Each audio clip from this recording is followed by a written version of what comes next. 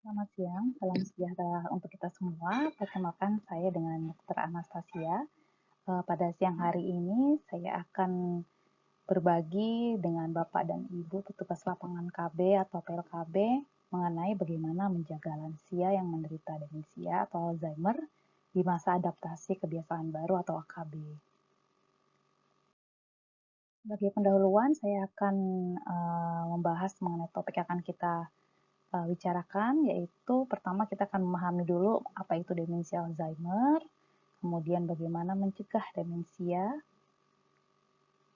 sejak dini, kemudian bagaimana orang dengan demensia atau demensia di era pandemi ini, problematika apa yang biasa kita hadapi, kemudian yang terakhir bagaimana menjaga lansia dengan demensia di masa AKB.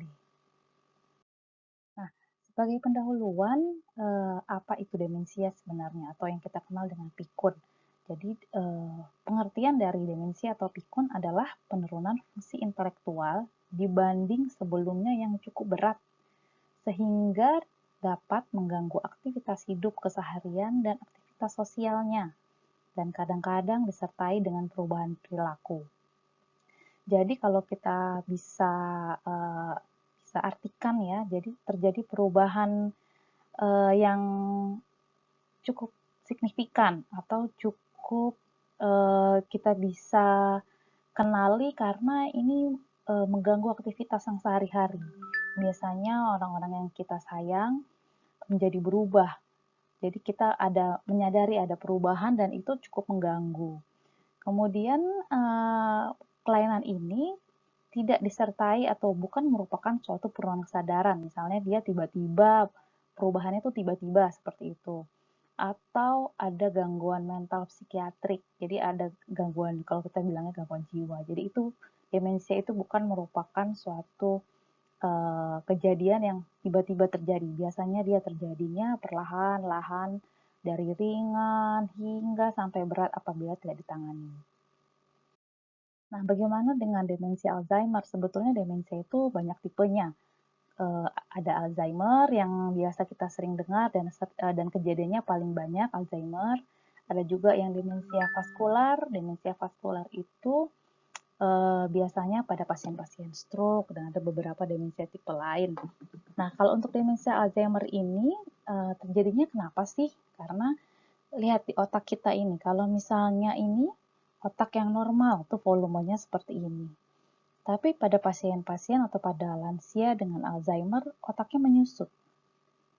Kenapa ini menyusut? Karena proses dari penyakitnya itu ada timbunan-timbunan ini nih, plak. Ada timbunan plak itu zat-zat yang istilahnya beracun begitu ya. Ada tertumpuk di otak. Jadi syaraf-syaraf yang sehat ini terganggu hubungannya, koneksinya. Jadi kalau kita berpikir itu, ini nanti lewat syaraf-syaraf. Jadi syaraf-syaraf ini akan saling berhubungan untuk memproses sinyal-sinyal untuk berpikir. Dan plak-plak ini mengganggu proses pengiriman sinyal ini. Jadi kusut istilahnya ya, ininya terputus dan kusut. Jadi terjadilah gangguan berbagai macam gangguan yang diakibatkan karena proses di otak. Nah, gangguannya itu bisa dari ringan hingga berat. Jadi mulai lupa-lupa, hal-hal yang baru terjadi, atau mulai sampai ke perubahan perilaku dan kepribadian. Orang yang kita sayangi apabila menderita demensia Alzheimer yang berat itu biasanya sudah kita tidak kenali lagi dan dia tidak akan mengenali kita. Nah, ini adalah perjalanan penyakitnya dan penting sekali kita ketahui karena pada stadium-stadium awal apabila tidak ditangani itu akan terjadi progresivitas sampai stadium lanjut. Jadi kita harus memutus rantai atau segera melakukan tindakan apabila kita sudah mendeteksi adanya gejala-gejala demensia. Segera mencari pertolongan dokter atau ahlinya. Oke, ini stadium-stadium demensia ini biasanya berlangsung lama ya. Dia seperti saya bilang tadi, dia tidak berlangsung seketika, tapi biasanya tahunan, dari sampai 5 sampai 12 tahun. Jadi biasanya awal-awal tadi dia mulai lupa-lupa hal-hal yang baru saja terjadi. Tapi ingatan-ingatan jangka panjangnya masih ingat, dia masih ingat dulu riwayatnya apa, pekerjaannya apa, lahir kapan, di mana, itu kadang-kadang dia masih ingat. Tapi hal-hal yang baru terjadi biasanya dia lupa. Kemudian ada mulai terjadi gangguan komunikasi yang ringan, ada lupa-lupa waktu, dan sudah mulai terjadi depresi ringan, kurang minat, seperti itu. Tapi ini masih ringan dan biasanya masih bisa melakukan aktivitas sehari-hari seperti mandi, makan, berganti pakaian masih bisa. Nah, kalau sudah stadium menengah ini, misalnya kalau berkembang sampai 2-5 tahun, biasanya gangguan daya ingatnya lebih berat daripada yang awal-awal. Udah mulai tuh susah membaca, yang aktivitas sehari-harinya udah mulai kesulitan. Jadi membutuhkan bantuan yang lebih lagi gitu ya. Dan mulai gangguan tidur, misalnya sulit tidur, gangguan yang pola tidurnya tadi normal menjadi berbeda, seperti itu. Nah, kalau sudah stadium lanjut, itu biasanya apabila tidak ditangani atau didiamkan, itu sudah terjadi perubahan yang signifikan ya, sudah perubahan kepribadian, kita sudah tidak kenal lagi ini orang yang kita sayangi ini kepribadiannya seperti apa, sudah tidak mengenal kita lagi. Kemudian untuk sehari-hari kalau kebutuhan dasar seperti makan, menelan itu sulit. Dia istilahnya udah lupa caranya makan gitu ya. Padahal itu karena gangguan di otaknya yang untuk fungsi makan dan menelannya juga sudah terganggu. Biasanya dia mengompol, buang air besar di celana, seperti itu. Dan sepenuhnya bergantung pada orang lain. Ini yang sudah stadium lanjut. Nah, proses ini bisa kita perlambat atau kita bisa cegah apabila di setiap stadium ini kita segera melakukan penanganan. Nah, seperti yang sudah dijelaskan sebelumnya, demensia itu merupakan penyakit yang progresif. Dan apabila sudah terdeteksi atau sudah didiagnosis demensia, biasanya akan lebih sulit lagi penanganannya. Apalagi kalau sudah yang menengah atau berat, itu biasanya obat-obatan apapun tidak bisa mengembalikan ke kondisi semula. Jadi yang paling penting adalah mencegah demensia sejak dini.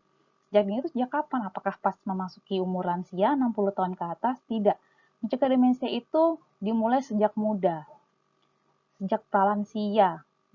Sejak umur 40 tahun ke atas kita harus lebih waspada lagi, walaupun sebetulnya pencegahan demensia atau hidup sehat itu harus dilakukan setiap saat dalam hidup kita. Apa sih yang perlu kita lakukan? Yang pertama direkomendasikan dari WHO ya. Dari WHO bagaimana untuk mengurangi gangguan kognisi. Gangguan kognisi itu gangguan demensia ringan ya istilahnya. Sebelum terjadi demensia itu gangguan kognitif ringan kita bilangnya. Jadi bagaimana sih supaya kita mencegah supaya tidak ada gangguan kognitif? Yang direkomendasikan oleh WHO pertama adalah latihan fisik, olahraga, ya.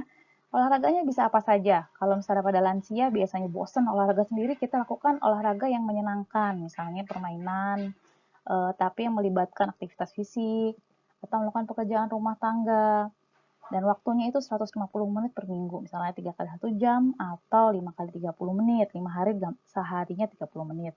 Ini kalau pada lansia yang sehat atau fit, atau misalnya kita seperti ini ya masih bisa kita usahakan seperti ini.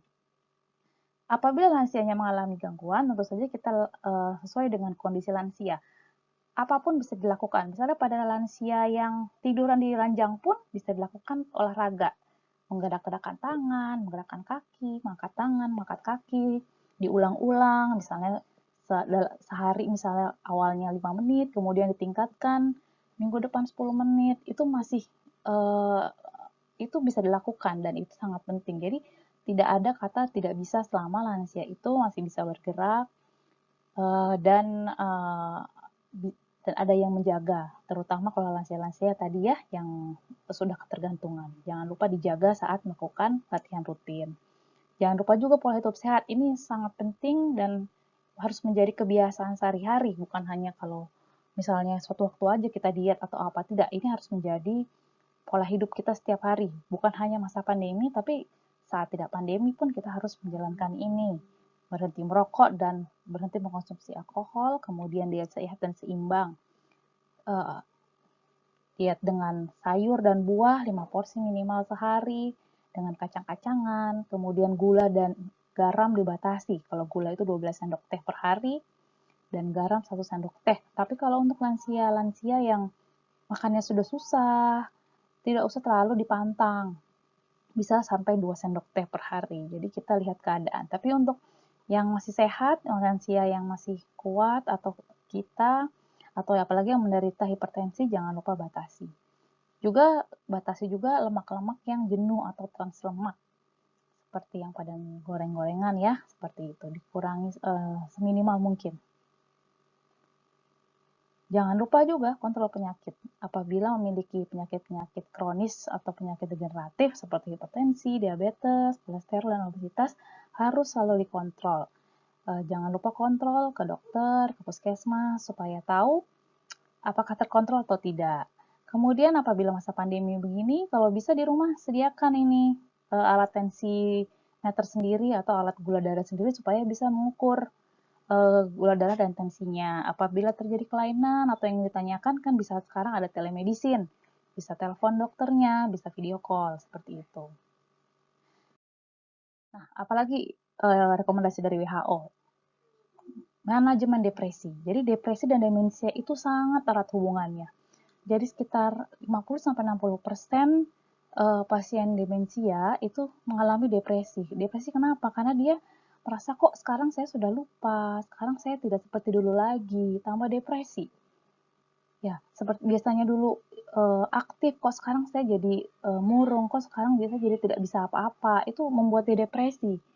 Dan dia malu dengan keluarga, dengan teman, kok saya jadi seperti ini. Itu akan membuat dia menutup diri. Dan depresinya itu sendiri akan menambah berat demensianya. Jadi tentu saja harus diatasi depresinya.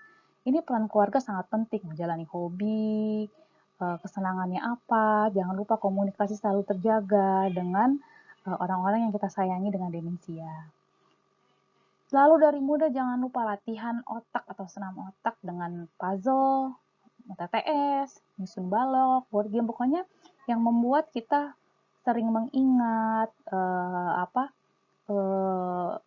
istilahnya memakai kemampuan yang kompleks dari otak kita. Dan di YouTube tuh banyak juga senam-senam otak itu bisa kita lakukan. Oke, kemudian jangan lupa aktif dalam kegiatan sosial. Jadi bersosialisasi ya, misalnya ikut perkumpulan pensiun atau reuni dengan teman-teman itu sebelum pandemi misalnya. Tapi sekarang saat pandemi juga boleh kan, sekarang bisa Zoom dengan teman-teman ya, bisa virtual, video call atau pertemuan virtual, bisa dilakukan juga ini ya. Jadi tetap berhubungan walaupun kita social distancing, tapi kita bukan social isolasi.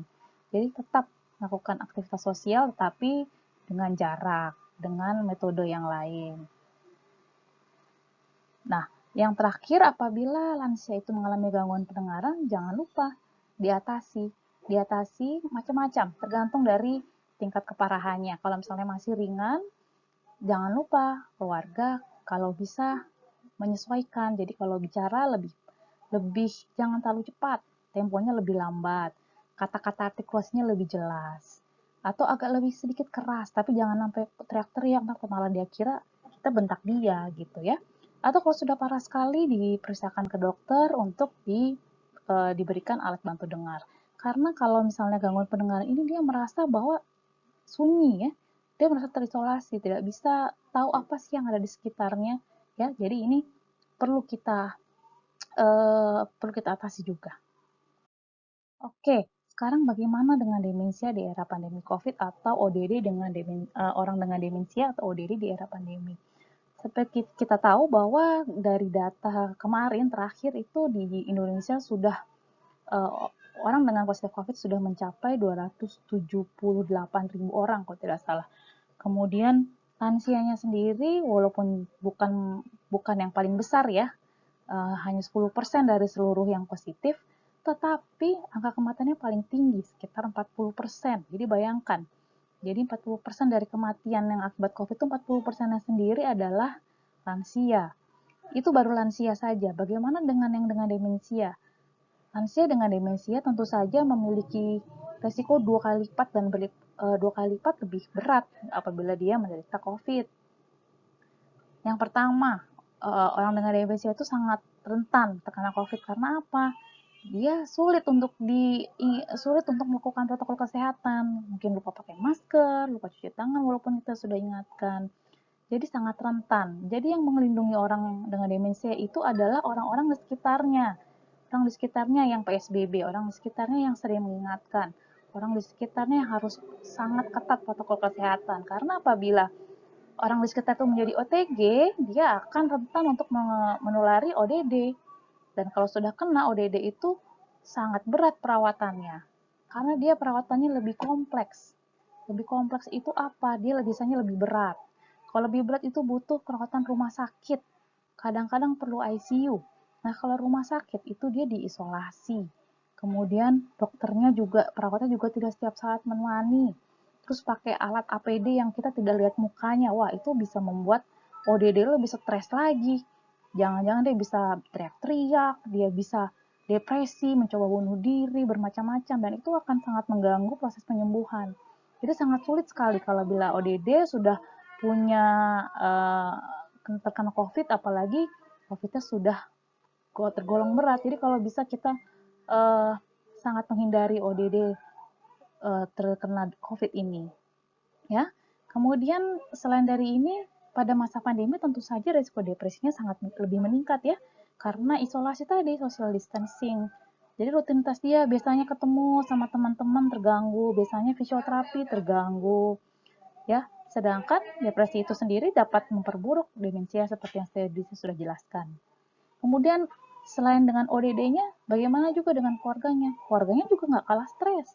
Dia burn out, lelah, mungkin kelelahan. Karena apa? Karena dia di rumah terus, dia nggak bisa kemana-mana. Misalnya kalau mau gantian juga susah. Karena kan dia tinggal terus-menerus ya dengan ODD itu, apalagi di masa pandemi ini. Kalau bisa sih memang pelaku rawat ini jangan pergi-pergi, jangan keluar-keluar atau berkontak dengan orang. Karena kalau dia misalnya sering keluar, berkontak dengan orang, nanti dia bisa-bisa menulari ODD tadi atau keluarganya. Kalau memang ternyata pelaku rawatnya terpaksa memang masih bekerja, masih keluar, harus betul-betul mengikuti protokol kesehatan. Bagaimana protokol kesehatan saat keluar masuk rumah.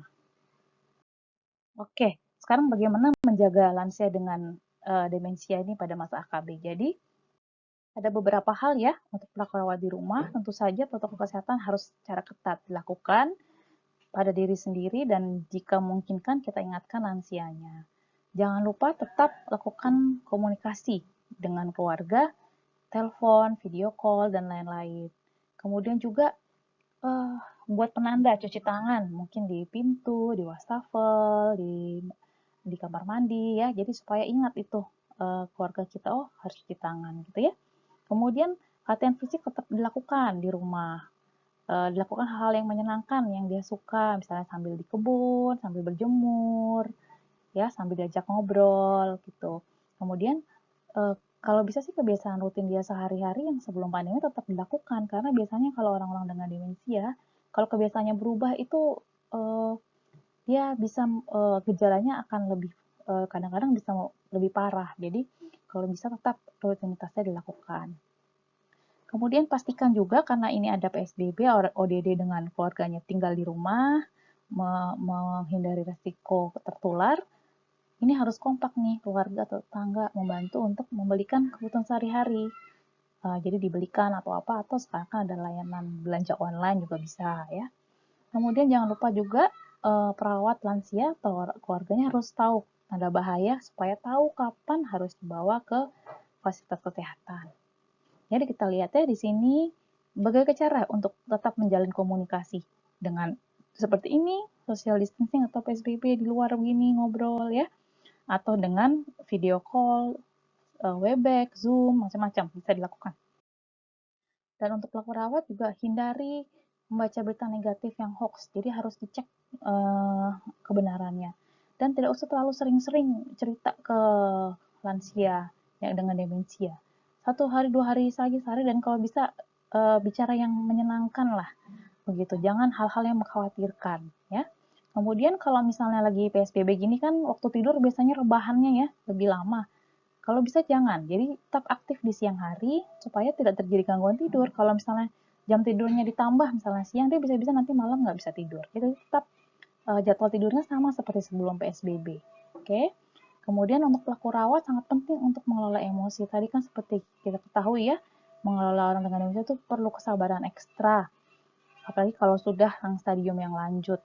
Jadi kelola emosi, selalu ingat bahwa orang yang kita sayangi itu seperti itu bukan karena maunya, tapi karena demensianya. Kalau misalnya terjadi hal-hal yang di luar kebiasaan dan yang membuat kita seperti sakit hati atau apa, kita jangan terlalu dimasukkan ke hati dan kita harus kenali kenapa kok dia seperti itu. Jangan-jangan dia merasa ada yang nggak nyaman, nyeri, atau lapar, dan lain-lain. Kita harus cari penyebabnya. Nah, pandemi ini tentu saja bisa memperburuk gejala demensia ya, dan juga bisa membuat lebih stres pelaku rawat atau keluarga. Jadi jangan segan untuk meminta bantuan orang, minta bantuan teman, keluarga, dokter, atau pekerja sukarelawan atau kader untuk mengelola stres kita. Oke, nah bagaimana jika ODD ini menderita COVID-19?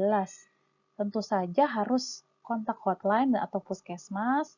Sekarang sudah banyak ya untuk seperti ini untuk tahu apa langkah selanjutnya.